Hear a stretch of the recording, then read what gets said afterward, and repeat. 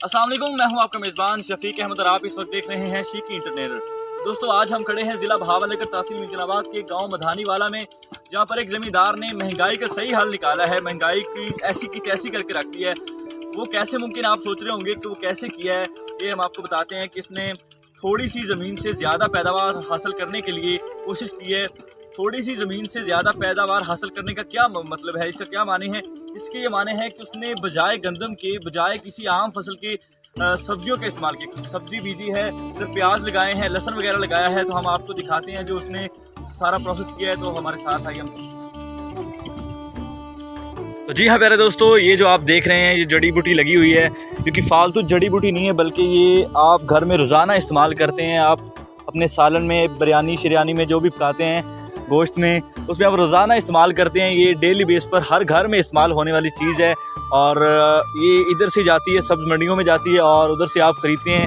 सब्ज़ मंडियों से आती है दुकानों पर, तो दुकानों से आप ख़रीदते हैं और अपने घर में इस्तेमाल करते हैं डेली बेस। एक दिन में 2-3 दफ़ा आप इसको इस्तेमाल करते हैं। और आप सोच रहे होंगे कि ये क्या चीज़ है जो रोज़ाना घर में इस्तेमाल होती है। तो प्यारे भाइयों, ये है लहसुन। इसे पंजाबी में थोम भी कहते हैं। ये लहसुन है जो आप घर में सालन में, जो सालन पकाने के लिए रोज़ाना इस्तेमाल करते हैं। तो ये वो ही लहसुन है। तो ये इसका जो जड़ी बूटी है, यानी कि इसका जो है ऊपर है, इसका ये देख सकते हैं। जब पक जाएगा, जब पूरा हो जाएगा, इसकी दुरानियाँ पूरा हो जाएगा फसल का, तो इधर नीचे ये थोम बना होगा। काफ़ी सारे जो होती है उसकी थोम की तो बनी होगी, वो तब उखाड़ लेंगे इसको।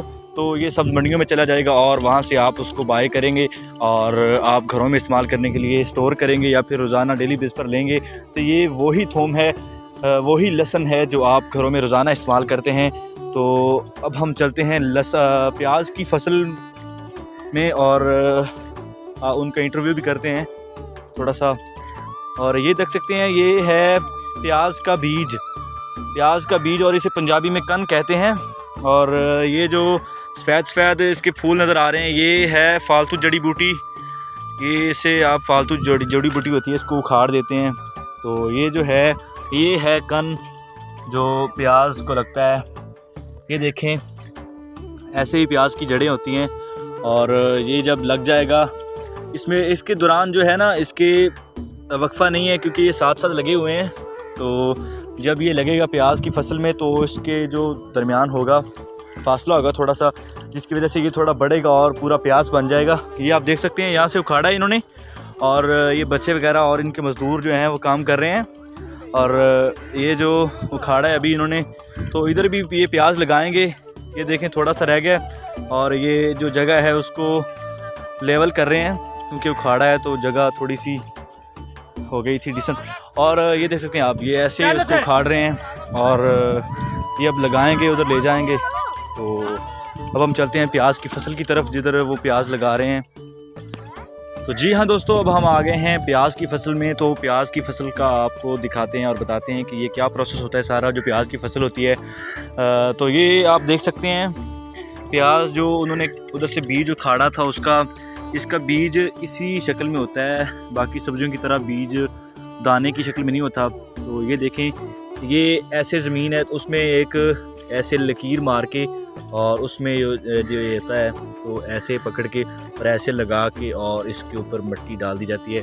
और इसको जब पानी लगाया जाता है, तो 2-3 पानी लगाए जाते हैं लगातार इसको रोज़ाना। और फिर ये ऐसे खड़ा हो जाता है, इधर से खड़ा हो जाता है, और फिर ये बढ़ना शुरू कर देता है। तो ये है प्याज की फसल का सारा प्रोसेस, और इस पर काफ़ी मेहनत करना पड़ती है। इसमें जो फालतू जड़ी बूटियाँ होती हैं वो भी उखाड़नी पड़ती हैं। और फालतू जड़ी बूटी के अलावा इसकी केयर बहुत ज़्यादा करनी पड़ती है। इसको स्प्रे वगैरह भी करनी पड़ती है, क्योंकि इसको जो बीमारी होती है, फसल की बीमारी, हर फसल की अलग अलग बीमारी होती है, और प्याज की भी कोई ख़ास होती है। इसीलिए उसकी मुताबिक उसको स्प्रे करनी पड़ती है, और इसकी अच्छी खासी केयर भी करनी पड़ती है। पानी भी लगाना पड़ता है, तकरीबन डेली बेस पर इसको पानी लगाना पड़ता है।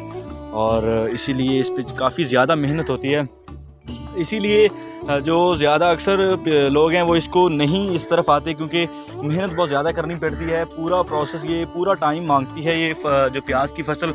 इसीलिए वो गंदम वगैरह बीजते हैं। ये देख सकते हैं आप, 7 फसल जो है गंदम की माशाल्लाह बहुत अच्छी खड़ी है फसल गंदम की भी। हम इसकी भी एक वीडियो बनाएंगे इंशाल्लाह पार्ट 2 में।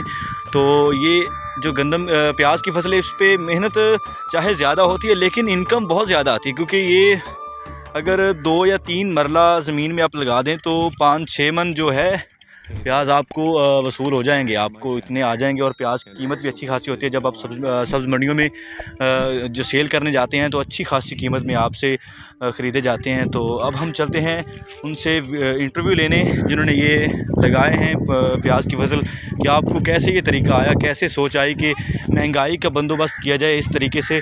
तो अब हम हमसे पूछते हैं उनसे, तो वीडियो को स्किप मत कीजिएगा। बहुत शुक्रिया जी। तो अब आप आ गए हैं इससे जो फसल बोई है इसने प्याज की और लहसुन की, उसके ऑनर के पास, इनके मालिक के पास आ गए हैं। तो अब उससे पूछते हैं। अस्सलाम वालेकुम। वालेकुम सलाम। क्या हाल है? ठीक है। अच्छा, क्या नाम है आपका? मोहम्मद जावेद। क्या? मोहम्मद जावेद। तो आप ये बताएं कि आपको कैसे सोच आई कि गंदम की बजाय जो दूसरे पीपल भी जो लोग हैं वो भी गंदम बीज रहे हैं और दूसरी फसल बीज रहे हैं, आपको कैसे सोचा कि गंदम ये प्याज और लहसुन की फसल को उगाया जाए और ज़्यादा जो इनकम हासिल की जाए? जैसा कि आपको मालूम है कि महंगाई बहुत ज़्यादा है। हाँ, और गंदम का इसमें ज़्यादा फ़ायदा नहीं है। जो गंदम है वो इसमें तकरीबन ज़्यादा 10 मन निकलेगी। अच्छा, गंदम इसमें एरिया में 10 मन निकलेगी? 10 मन निकलेगी। और प्याज? प्याज ये तकरीबन 25-30 मन आ जाएगा। अच्छा, जहाँ से गंदम 10 मन निकलेगी वहाँ से जो प्याज की फसल है वो 25-30 मन को एवरेज देगी? प्याज की 25-30 मन एवरेज देगी। अच्छा, इनकी एवरेज ज़्यादा है। इसमें खर्चा भी कम है और ये जल्दी तैयार हो जाता है। तो जी, जैसे कि जावेद भाई कह रहे थे कि इसकी फसल में खर्चा कम है लेकिन मेहनत ज़्यादा है और जो इसकी इनकम भी ज़्यादा है और ये ज़्यादा फ़ायदेमंद साबित होती है। इसीलिए तो हम पूछते हैं मोहम्मद जावेद से आपको कि आप क्या वैसे काम क्या करते हैं? मैं पहले तो जिम्मेदार करता था और सऊदी अरब में तकरीबन 7 साल काम किया। अच्छा, आप सऊदी अरब में भी रहे हैं? सऊदी अरब में। अच्छा, तो वहाँ का क्या काम क्या करते हैं? वहाँ एसी का और अच्छा, इलेक्ट्रॉनिक काम करता था। ठीक है। अच्छा, तो ठीक है जावेद भाई, बहुत खुशी आपसे मिलकर, तो मिलते हैं।